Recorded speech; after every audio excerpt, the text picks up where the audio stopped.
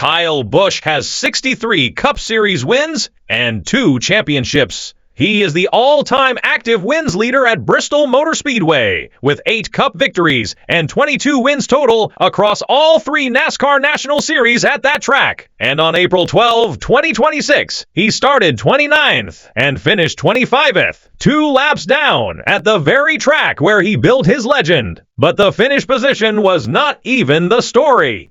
The story was what came out over the radio. To understand what happened at Bristol, you have to understand what 2026 means for Kyle Busch and Richard Childress Racing. This is not a rebuilding year. This is a deadline. When Busch joined RCR in 2023, it looked like a match with real potential. He won 3 races in his first 15 starts with the team. There was energy, there was speed, and there was genuine belief that Busch could drag RCR back to relevance in the Cup Series. Then, NASCAR cracked down on some of RCR's creative interpretations of the rulebook. The speed disappeared, and Busch has not won since. That was June 2023. Since that day, he has started 101 consecutive races without a win. He missed the playoffs in 2024. He missed them again in 2025. Through 8 races in 2026, he has 0 wins, 0 top 5s, and 0 top 10s, with an average finish of 20-1, the worst of his entire Cup Series career. RCR picked up the option on his contract in May 2025, making 2026 the final guaranteed year on the current deal. Every result either builds a case for an extension or tears one down. There is no throwaway race on this calendar. To try to fix things, RCR brought in Jim Pullman as Busch's new crew chief for 2026. The 3rd crew chief he has had in under 2 years. Pullman is not an unknown commodity. He spent 3 years as Justin Allgaier's crew chief at JR Motorsports, winning 9 races and the 2024 Xfinity Series Championship. He previously worked at RCR as their head of research and development, so he knows the organization. The pairing was designed to inject new energy into a stalled program. Before the season started, Richard Childress himself predicted they would win a race with Busch in 2026. Speaking about his new crew chief before the season, Busch said, "He gave me a little bit of personality traits from what I've had from others previously. You know, a little mix of a couple that I really enjoyed working with and had some great success with." 8 races in, that chemistry has not translated into performance. City 500, there was genuine reason for optimism, at least on paper. Bristol is Busch's track. His 8 Cup wins there are more than any other active driver. Childress acknowledged the history heading into the weekend, saying, "I feel good about going there." What followed was not good.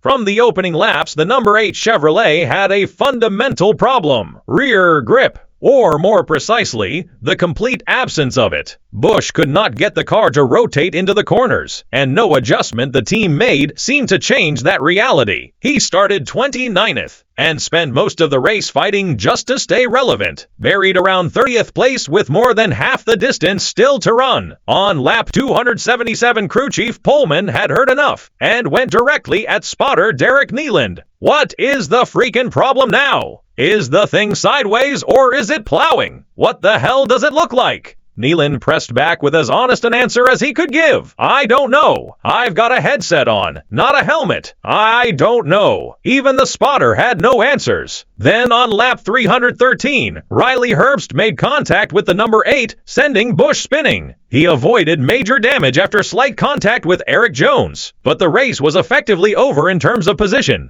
NASCAR's official driver page shows Busch started 29th and finished 25th at Bristol. Through 8 races in 2026, 0 wins, 0 top 5s, 0 top 10s, with an average finish of 22.0. His best result all season is a 12th place at Circuit of the Americas. After the Herbst spin, the caution flag flew. The number 8 was running around 30th, barely halfway through the race. What went out over the radio was not a strategy call. It was something far more revealing. Spotter Nealand addressed the pit box directly. Listen, I know you're frustrated. I don't like running 30th either, but us yelling at each other during the race isn't going to help. We've got to keep the glue molded together here. We're all still in it together, and it's not over. We're only barely halfway through this thing. You copy? Pullman's response came after a pause. Yeah, copy. Just same shot every week. 3 words. That is the entire emotional state of the number 8 team captured in one sentence. Pullman was not frustrated about Bristol specifically. He was not frustrated about the Herbst contact. He was frustrated about a pattern, a repeating cycle that he, the crew chief, feels completely powerless to break. That is not frustration anymore. That is resignation. Through all of this, Kyle Busch said almost nothing. For one of the most vocal, combustible competitors in the entire garage, a driver who has never been shy about letting his feelings be known, that silence was its own statement.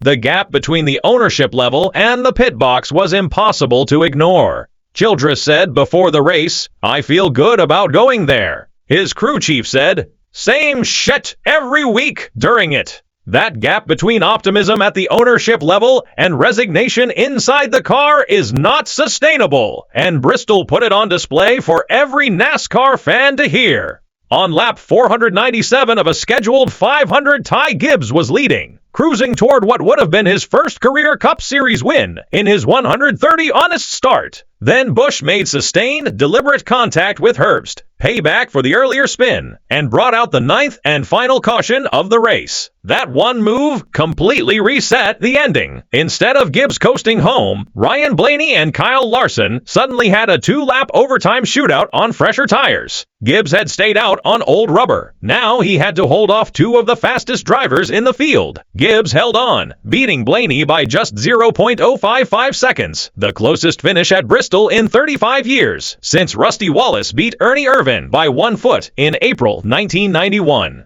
Larson finished 0.229 seconds back in 3rd. There are 2 honest ways to read Busch's move. First, short track justice, eye for an eye, the kind of racing that has defined this oval for decades. Classic rowdy instinct. Second, and harder to ignore, Busch only had that opportunity because he was running 25th. If the number 8 had genuine race-winning pace, he is never in that part of the track when Herbst is there. The retaliation became the headline precisely because the underlying performance never gave him a clean race to run in the first place. Busch's post-race statement was controlled. "We battled the rear of the car the entire race, and despite the best efforts of the team, we got a lap down in the 3rd stage and were never able to get back that track position. We're going to keep putting in the work, and hopefully that begins to translate next weekend in Kansas." Denny Hamlin, Busch's former Joe Gibbs Racing teammate, has been one of the few voices willing to say publicly what many have been thinking privately. Hamlin said, "This is not new news, though. We keep talking about this, but in his last couple years at Gibbs, things were not good. This is not, oh my gosh, where is this coming from? This has been like this for 5 years. RCR is not good right now, but you're a Hall of Fame Mount Rushmore driver. Carry it better than your teammate Austin Dillon then. If you're the greatest, then carry it better than your teammate who has won 10 races. Find a way." The next-gen car sits at the center of the technical problem. Busch has acknowledged it does not suit his driving style. He is a driver who relies on feel and instinct. The next-gen car rewards drivers who can adapt to tight setup windows and extract performance from a machine that provides limited feedback. Larson thrives in it. William Byron dominates with it. Busch has not found it, and after 2.5 years, the evidence suggests the adaptation may not be coming. There is also a theory that Busch's difficulty saving tires, less of a problem in earlier NASCAR eras when compounds were harder, has become a significant liability with the current generation of cars, compounding his setup struggles with a driving style mismatch that is difficult to engineer around. RCR's problems extend beyond just the number 8. Austin Dillon also has 0 top 10s through 8 races. This is the longest that Richard Childress Racing has ever gone in a season as a multi-car organization without scoring a single top 10 finish, the longest they have gone since 1981. The entire organization is struggling, and rumors persist that Hendrick Motorsports receives priority from Chevrolet in terms of technical data sharing, leaving RCR to solve problems with fewer resources. Kansas Speedway on April 19 is next. Unlike Bristol, there is no dominant historical track record for Busch to lean on there. After that comes Talladega, a super speedway where chaos determines outcomes more than car setup, not the environment to engineer your way out of a confidence crisis. Busch currently sits 24th in the standings, 131 points back, and 46 points behind Shane Van Gisbergen in 16th. The driver currently holding the final chase spot. The math is getting harder every week. Speculation around a potential move to Spire Motorsports has been growing. Busch already competes in their Truck Series program and has shown genuine speed in that car. Spire is currently running better in Cup than RCR. Miami or ends earlier is a question that gets louder with every lap completed outside the top 20.